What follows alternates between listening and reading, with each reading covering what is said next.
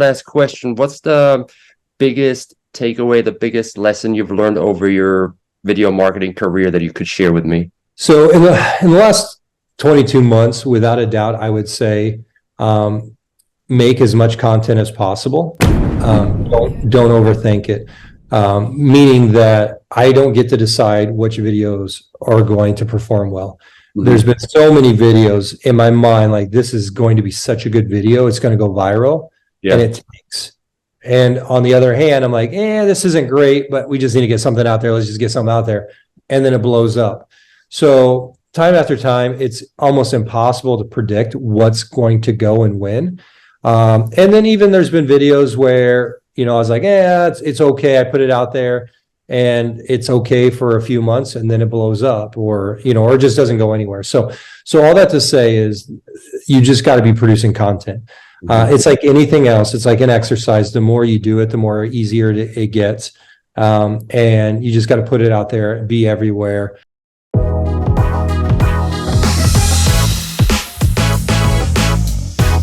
So, yes, congrats on almost getting 2 billion views there for the last 22 months. It's amazing. Did you get started on TikTok? Was that when you did the Tall Family just start there, or where did it start?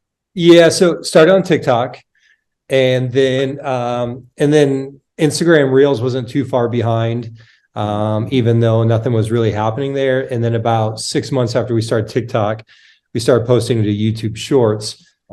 But really didn't see any traction with YouTube Shorts until about 6 months in, which was about a year ago, maybe just a little bit over a year ago, when YouTube Shorts really started to show some traction for us. Yeah, that's great. Congrats on that. And what spurred you to do that? Did you just do it out of fun with the family? Just started doing videos? Well, yeah, there's a reason. So I've been doing video for a long time. I think YouTube was only a couple months old when I posted my first video. Which is funny looking back now. They were very TikTok style, meaning that I would do short videos. They would have music that would be a part of like telling the story of it.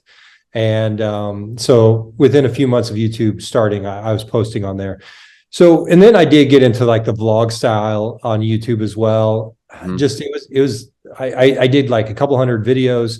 And I think we got up to maybe 1,000 subscribers. I mean, maybe is like 250, maybe it wasn't even close to 1,000. I don't remember, but it wasn't until the short video content that we see today with TikTok, with the vertical shorts, with the vertical reels on Instagram and Facebook. That's when things kind of tipped for us. But to answer your question, we were in Canada. So I'm from the States. My wife's from Canada. We met here in college in the States. After we both graduated, we lived in Canada for 20 years, but we wanted to move back to the US. So I took a job at a higher education institution in Michigan, but then the pandemic locked everything down. The kids weren't in school. It was just not a good time. So we decided just to move down south where things were a little bit more open, just a better opportunity for us as a family. But I didn't have a job lined up, and during the pandemic wasn't the best time to find a job. So that was when we decided, hey, I've been doing video for a long time. The play was, I thought that if we built a big enough brand, that it would at least open up some doors for me to get into marketing or get into something. But I knew that would be a connection piece. Thankfully, it kind of went faster than what we thought it would go. And so that now it's kind of like our full-time thing. That's awesome. And was there like one piece of content that just took off and then you got a bunch of subscribers? That was the daily grind? You just worked on it? On TikTok, it was more the daily grind. And so we were there early enough where we did have a couple videos. I think within 2 weeks, we had a video at 1 million. And so we're like, okay, that's fun. And then, over time, they just continue to grow. And then you have one that goes for 25 million. Then I think on TikTok, we have one at 82 million now. YouTube, on the other hand, was a little bit different. So TikTok was like, slow, steady growth. And then for TikTok in the last several months, it's kind of plateaued. And I've talked to a lot of influencers around our size, and a lot of people are saying the same thing, that the numbers, the algorithm has changed, that they're seeing their numbers. So now where we used to always, every fifth video was over 1 million, Now it's probably a little bit more like every 8th, 10th video is over 1 million. Okay. So numbers are down, but we're still probably averaging 1 million views per day across the entire channel. But on YouTube, we did have one video that kind of took off for us. And then we just started seeing the momentum. And so now it's, we see a lot of, so I think right now for the last 30 days, we're averaging almost 3 million views a day on YouTube. Amazing. And so right now YouTube's really flying for us, but it was one video which is now sitting, I think, at 170 million views on YouTube. Okay. But that was the one where we saw a big jump, and then we jumped like 50,000 subscribers, and then it just kind of snowballed. That's amazing. And how long do you suggest these videos to be? Under a minute, usually? So I help some people with video. I think it should be all over the place. Now, the shorter that it is, the more views you're probably going to get. Doesn't mean that's always the right thing, though. So like the university that I'm at here now, helping with some social media, a lot of their videos are 30 seconds, 45 seconds, some are a minute, but it's putting a lot of information. It's more of interview style. So if you're interviewing, then 8-second video is not going to be enough. You're going to need that minute. Now you're not going to get as many views if it's a trendy 8-second video, but the depth's still there. If someone's watching till the end, then you're getting way more value than just an 8-second view on a trend. So I think the context matters. I would still say no matter who you are, try to throw some trends in because it's fun. You're going to get a few more eyeballs. It just helps. The more, the better. Yeah. Oh, that's great advice. And talking about higher ed, because I work for a company that services higher ed institutions. So they should, if they target Gen Z, they should probably be on TikTok, right? And then should they be utilizing student influencers to run their TikTok account, or how should they go approach that? Yes to everything. Yes to everything. And here's why, is that if you look at traditional marketing, now I'm just going to make some assumptions because I haven't been in higher ed for a long time. So some of my biases are based on limited amount of experience, but I think these assumptions are probably true. Most higher education institutions are going to have a marketing department, and they're going to be traditional marketing because there is a certain amount of that, they're thinking about the donors. There's certain things that they've done and they're going to continue to do.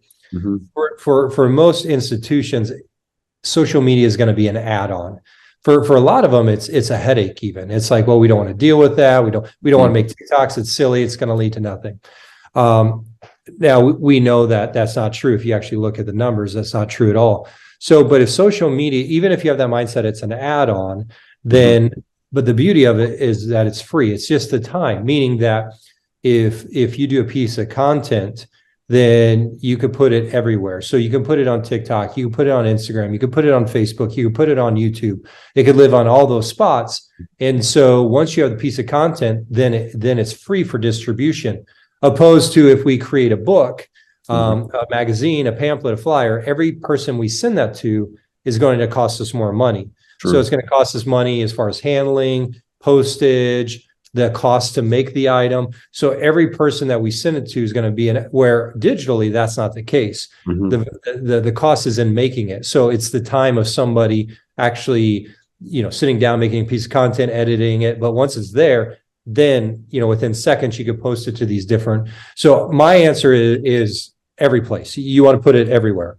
Okay. And then how many times a day? Do you stick to one time or a couple of times? No. So personally, what I found, and then I would also suggest other people, is early on for 6 months up to a year, just post whenever, try 9 a.m., try, 11 a.m., try 1 p.m. So try 7 p.m., try all the different times and do it enough over time where you're going to, at some point you'll see like, okay, this is the best time for us to post. And that was the case with us personally. But then that always changes as well. Like there's been times where, okay, I know that 7 p.m. Eastern time for a while was a really hot spot for us. And then all of a sudden 4 p.m. Eastern became and so like it's always changing. And sometimes because of the long tail, meaning that once the content's out there, it's out there, is that you may post something and in the first 3 weeks, it gets hardly any views. Yeah. And then all of a sudden something happens. And again, personally, that Tall family, the video on YouTube that's at 170 million views, for the first 6 months, it was only at a couple thousand views. And then all of a sudden, now I was able to trace back what happened. In India, there's like a Good Morning America type show in India. They did a story on our family. Like, we didn't know about it. Like, they didn't contact us. They just did the story. They pulled stuff off the internet and did like a whole story. But then all of a sudden, like the next day is like all these people, like millions of people in India were watching this one clip. And I'm not sure why it was that one. They probably shared it. And then it just snowballed. And then, I mean, then it spread out to all different people. But some of the content you post may actually be a month later when it actually takes off. And we've seen actually a lot of content now. That's been the case. The first 48 hours, not so much. And then it at some point picks up speed. Interesting. And that brings me back to my next question, because I re-listened to the podcast on the higher ed marketing. You talked about the idea of that one piece of content that can change everything, right? That was that one piece of content in India there. Yeah, for YouTube. And so the thing is that, and I think because we did another episode and talked a little bit more about that, is what I'm learning, that one piece does change everything, but then it's not one and done. Meaning that I had that one piece and then it took off, and so it's not like one piece of content's going to bring a bunch of students to campus. One piece of content's not going to make you rich, but one piece of content can snowball things, different introductions. And then as you put the work on top of that, then it takes you to other places as well. And so, but one piece of content can really bring a student to campus. In the new episode coming out, I tell a story where there is one video that we created here at the university that led to a student enrolling. And it didn't even get a lot of views. It only had like 1,000 views. And so, but it's just the right person at the right time. And she's on campus now. Yeah, you never know who's watching. Like when you said that now grandmas are on TikTok, right? And they interact with a university, and then they tell that child or that kid to say, hey, I want to pay for your tuition if you go to that one because I like it. You know, it's incredible. Never thought of that before. Yeah. And that happens all the time. And that happened in traditional media as well. Yeah. The beauty of social media is that you could spread it so much further. And it could be shared. And so grandma used to maybe, she saw something, got a postcard, or, her friend had a postcard. But I mean, the chances of that dying out happen, where with social media, you can share it with multiple friends and they share it. And it just gives you a bigger opportunity. Now, the downfall is that everyone else can do that too. And so in some ways, there's more competition. So if you're not producing content, you're not even in the game. That's true. That's true. And one more question. Like, let's say I try to get into video marketing, but I get pushback from leadership. How would you navigate that territory? Yeah. So, I mean, that's a tough one. Me personally, I'll just give you my own personal opinion on it. And I don't think this is one size fits all, is that I think it's very hard to convince. And so if there is leadership, then trying to convince them that they need it. If you're at a place now where you need to convince somebody that social media is a good play for your school, then you're probably wasting your time. Yeah. We know, if you look at the numbers, like there's more people are on social media than traditional media. You look at right now, someone like Mr. Beast, who was a YouTuber, is now getting offered $1 billion cash for his platform. And now he's the one, he's got a burger place, he's got chocolate bars, he's got all these different things. Now that of course is out here, but we know that social media sells things, that people make decisions based on social media. There's hashtags called TikTok made me buy it. There's literally businesses being built off the back of these social media platforms. And so if we're thinking that if leadership is thinking that social media is not a good place to be, I just don't think that you can convince them. Yeah. And so I think there's enough places out there. So that's where you have to find the right schools that are willing to hire you to make them better at it. Because the reality is that most schools aren't good at it, because they think that, oh, we got a bunch of young people, we just need to hire some, student workers. But it is, I mean, marketing is an art form. There is something more to it than simply posting a TikTok video. There's a lot more to it. And so, just to have students post things isn't going to be enough. I think it's fine, not going to be enough. And so I think what you need to do is, how do you find the right people? Now, if I were giving you advice, then I would say you're going to find those people when they're consuming stuff on social media.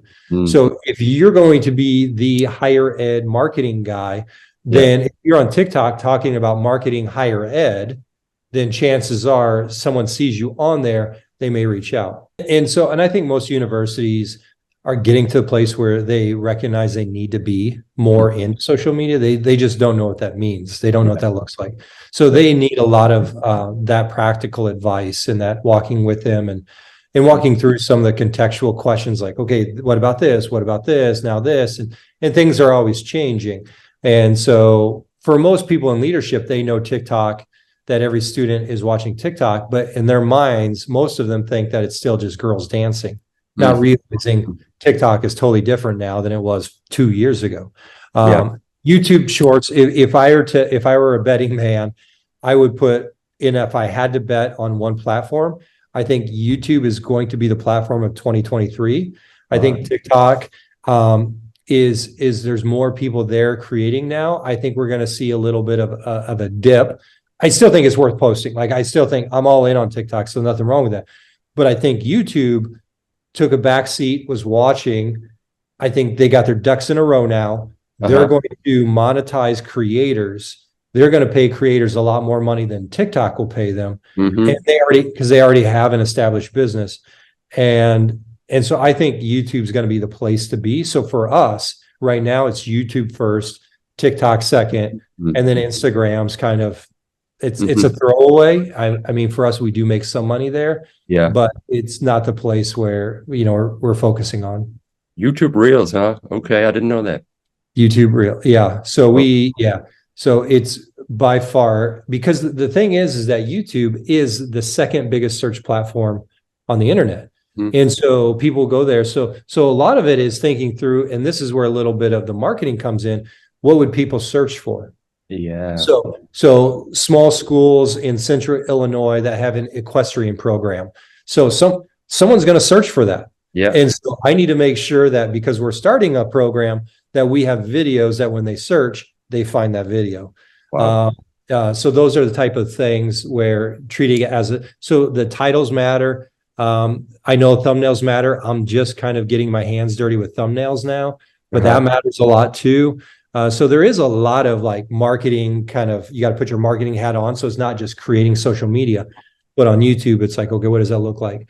Now the views aren't there yet as far as a university. Like, you probably still can get more views on TikTok and even on Instagram and Facebook. But I think in 2023, you're going to see a lot more people pushing into YouTube.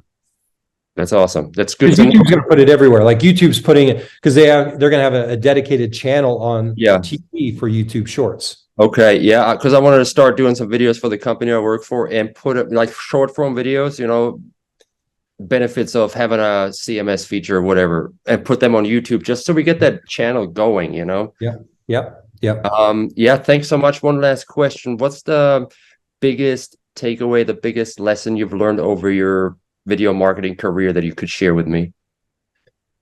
So in the last 22 months, without a doubt, I would say, make as much content as possible. Don't overthink it. Meaning that I don't get to decide which videos are going to perform well. There's been so many videos in my mind, like, this is going to be such a good video, it's going to go viral, and it takes. And on the other hand, I'm like, this isn't great, but we just need to get something out there. Let's just get something out there. And then it blows up. So time after time, it's almost impossible to predict what's going to go and when. And then even there's been videos where, I was like, it's okay. I put it out there. and it's okay for a few months and then it blows up, or, or it just doesn't go anywhere. So all that to say is you just got to be producing content. It's like anything else. It's like an exercise. The more you do it, the more easier it gets. And you just got to put it out there, be everywhere. Early on, there's more negative feedback. But you still got to just keep putting it out there. And then I think it's one of those things, if you're willing to invest the time in it, it will pay off. Because two things happen. The more you do it, the better you get at it. And then the more the brand grows. And at some point, it's just human nature where if people scroll through, 2 billion views now, there's a lot of people that have seen our content. So when they see us now, it's like, oh, I've seen this before. There's a little bit of familiarity. So chances are they'll give us a chance just because we're familiar. And so if you can get to a university, to a place where they're familiar, at least with the people that they're trying to reach, then you win. Okay, cool. Yeah, I really appreciate you and your time, man. And I'm going to follow you, learn some things from you. Yeah. No, yeah, reach out anytime. Yeah, message wherever, email or text or whatever.